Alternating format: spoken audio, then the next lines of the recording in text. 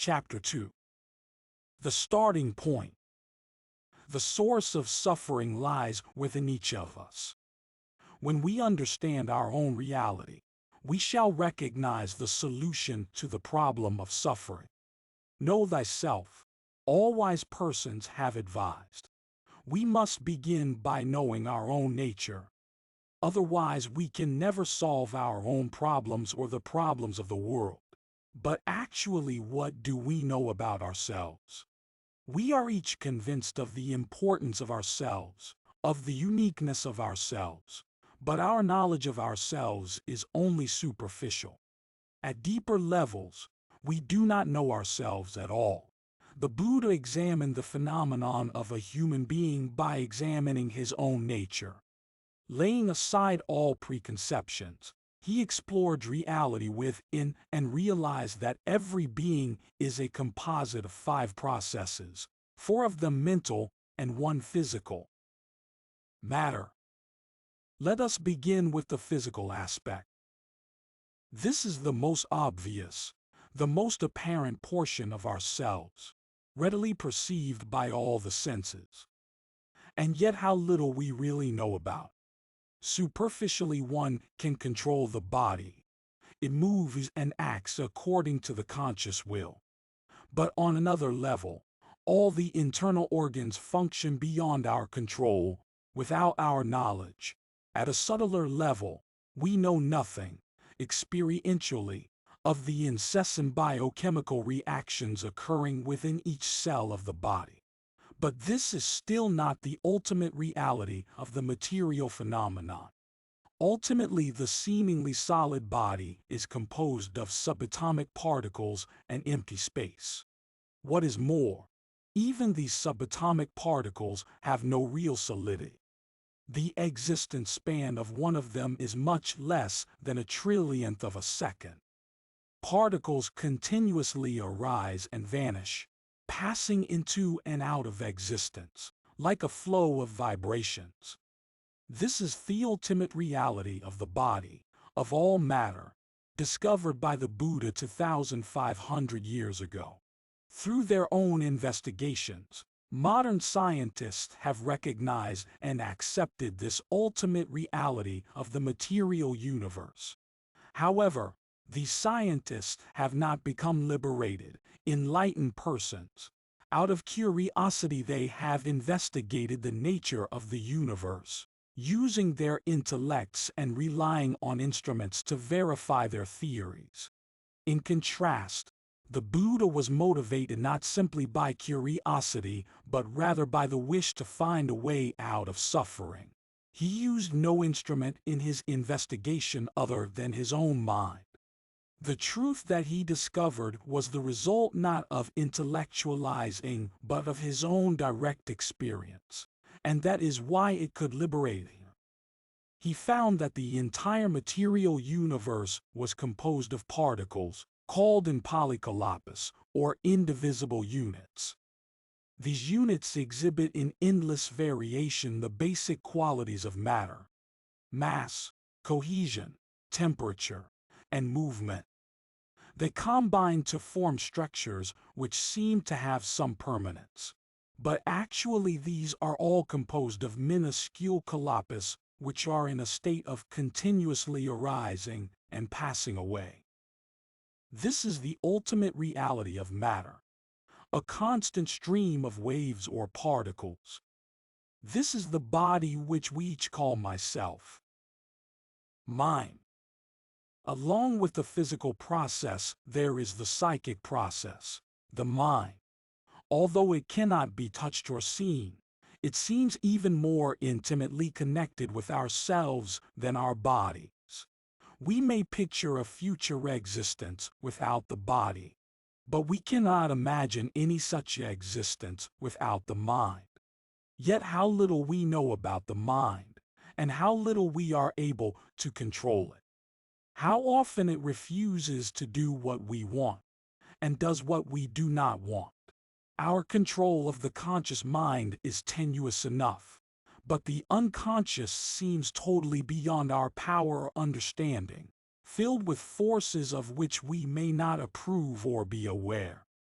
As he examined the body, the Buddha also examined the mind and found that in broad, overall terms it consisted of four processes: consciousness Vijnana, perception Sana, sensation Vedana, and reactions Ankara. The first process, consciousness, is the receiving part of the mind, the act of undifferentiated awareness or cognition. It simply registers the occurrence of any phenomenon, the reception of any input, physical or mental. It notes the raw data of experience without assigning labels or making value judgments. The second mental process is perception, the act of recognition. This part of the mind identifies whatever has been noted by the consciousness.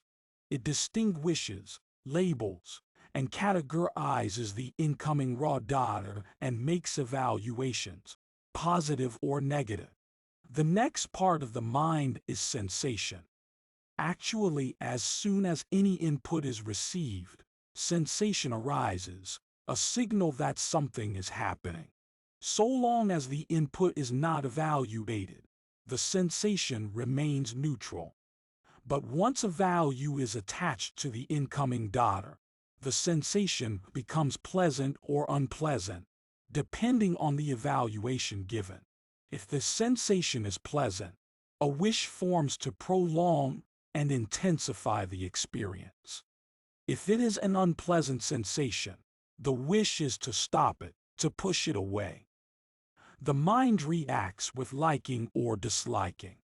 For example, when the ear is functioning normally and one hears a sound, cognition is at work.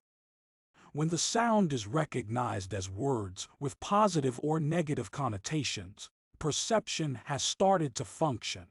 Next, sensation comes into play. The words are praise, a pleasant sensation arises.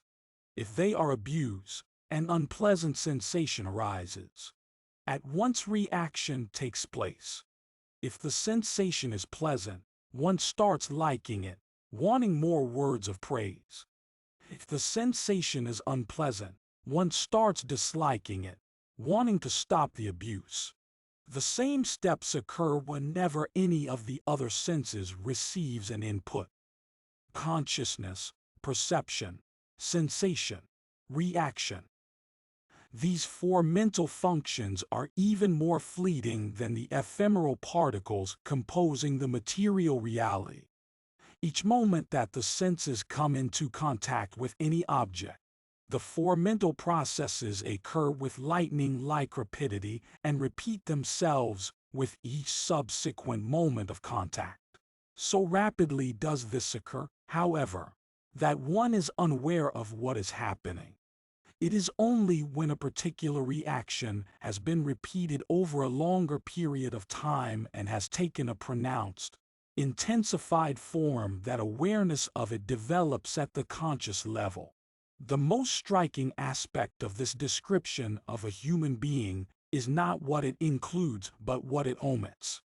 Whether we are Western or Eastern, whether Christian, Jewish, Muslim, Hindu, Buddhist, atheist, or anything else, each of us has a congenital assurance that there is an I. Somewhere within us, a continuing identity. We operate on the unthinking assumption that the person who existed 10 years ago is essentially the same person who exists today, who will exist 10 years from now, perhaps who will still exist in a future life after death. No matter what philosophies or theories or beliefs we hold as true, actually we each live our lives with the deep-rooted conviction, I was, I am, I shall be. The Buddha challenged this instinctive assertion of identity. By doing so, he was not expounding one more speculative view to combat the theories of others. He repeatedly emphasized that he was not putting forth an opinion, but simply describing the truth that he had experienced and that any ordinary person can experience. The enlightened one has cast aside all theories, he said, for he has seen the reality of matter, sensation, perception, reaction, and consciousness, and their arising and passing away. Despite appearances, he had found that each human being is in fact a series of separate but related events. Each event is the result of the preceding one and follows it without any interval. The unbroken progression of closely connected events gives the appearance of continuity, of identity. But this is only an apparent reality, not ultimate truth. We may give a river a name, but actually it is a flow of water never pausing in its course. We may think of the light of a candle as something constant, but if we look closely, we see that it is really a flame arising from a wick which burns for a moment, to be replaced at once by a new flame, moment after moment. We talk of the light of an electric lamp, never pausing to think that in reality it is, like the river, a constant flow. In this case, a flow of energy caused by very high-frequency oscillations taking place within the filament. Every moment something new arises as a product of the past, to be replaced by something new in the following moment. The succession of events is so rapid and continuous that it is difficult to discern. At a particular point in the process, one cannot say that what occurs now is the same as what preceded it, nor can one say that it is not the same. Nevertheless, the process occurs. In the same way, the Buddha realized, a person is not a finished and changing entity but a process flowing from moment to moment. There is no real being, merely an ongoing flow, a continuous process of becoming. Of course, in daily life we must deal with each other as persons of more or less defined, unchanging nature. We must accept external, apparent reality, or else we could not function at all. External reality is a reality, but only a superficial one. At a deeper level, the reality is that the entire universe, animate and inanimate, is in a constant state of becoming, arising, and passing away. Each of us is in fact a stream of constantly changing subatomic particles, along with which the processes of consciousness, perception, sensation, reaction change even more rapidly than the physical process. This is the ultimate reality of the self with which each of us is so concerned. This is the course of events in which we are involved. If we can understand it properly by direct experience, we shall find the clue to lead us out of suffering. Story: The Buddha and the Scientist. The physical reality is changing constantly every moment. This is what the Buddha realized by examining himself. With his strongly concentrated mind, he penetrated deeply into his own nature and found that the entire material structure is composed of minute subatomic particles which are continuously arising and vanishing. In the snapping of a finger or the blinking of an eye, he said, each one of these particles arises and passes away many trillions of times. Unbelievable. Anyone will think who observes only the apparent reality of the body, which seems so solid, so permanent. I used to suppose that the phrase many trillions of times might be an idiomatic expression not to be taken literally. However, modern science has confirmed this statement. Several years ago, an American scientist received the Nobel Prize in Physics. For a long time, he had studied and conducted experiments to learn about the subatomic particles of which the physical universe is composed. It was already known that these particles arise and pass away with great rapidity, over and over again. Now the scientist decided to develop an instrument that would be able to count how many times a particle arises and passes away in 1 second. He very rightly called the instrument that he invented a bubble chamber, and he found that in 1 second a subatomic particle rises and vanishes 1022 times. The truth that this scientist discovered is the same as that which the Buddha found, but what a great difference between them. Some of my American students who had taken courses in India later returned to their country, and they visited this scientist. They reported to me that despite the fact that he has discovered this reality, he is still an ordinary person with the usual stock of misery that all ordinary people have. He is not totally liberated from suffering.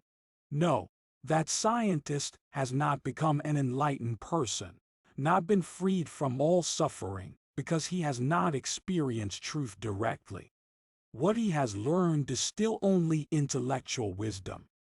He believes this truth because he has faith in the instrument which he has invented, but he has not experienced the truth himself.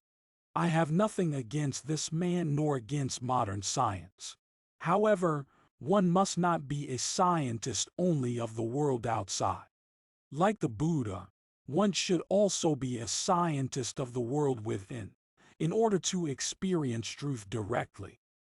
Personal realization of truth will automatically change the habit pattern of the mind so that one starts to live according to the truth. Every action becomes directed towards one's own good and the good of others. If this inner experience is missing, science is liable to be misused for destructive ends. But if we become scientists of the reality within, we shall make proper use of science for the happiness of all.